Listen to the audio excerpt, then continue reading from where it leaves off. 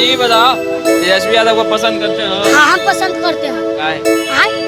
उतना वैल्यू बनाए हैं मेरा मोहल्ला में। हाँ, क्या किया मोहल्ला में बहुत काम कर रहा है। आज तो एकदम जौहर लागत तारू हो। आओ चाट के मर जा।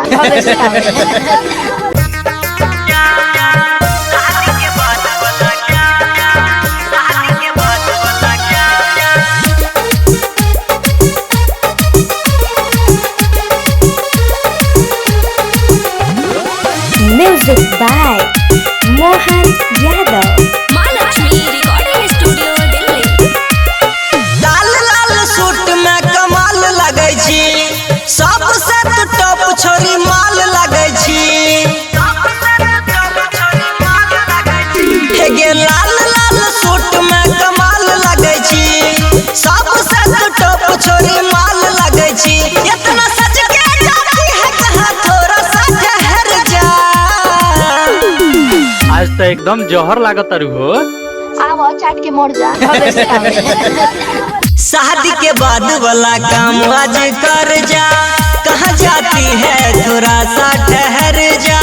शादी के बाद वाला काम आज कर जा।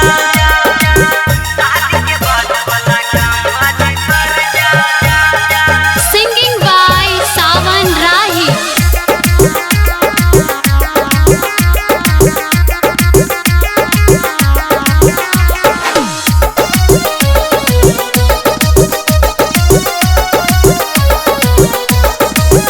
तोहर गोरे गोरे गाल, तोहर होठ लाल लाल, तोहर चाल पे मिसाल हमारो ध्यान कनी धारा।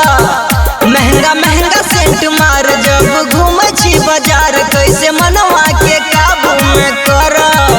ये तोहर रूप के दीवाना चाह जार, बोल न रखने छी कितना तू यार। जे तू कर छी सबके साथ हमरो साथ कर जा। आज तो एकदम जौहर लागत तारू हो। आओ चाट के मर जा। शादी के बाद वाला काम आज कर जा, कहाँ जाती है थोड़ा सा ठहर जा। शादी के बाद वाला काम आज कर जा।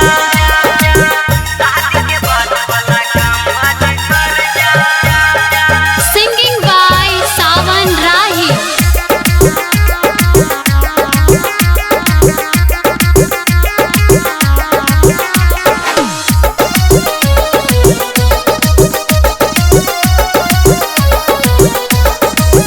लागे छी तू चॉकलेट, तोहर बॉडी के सेट कोई न जाय छ पगलेट। हे गे रानी इंद्रजीत के कहल, सावन राही के कल, जहिया गैर जतो चले लगतो पानी।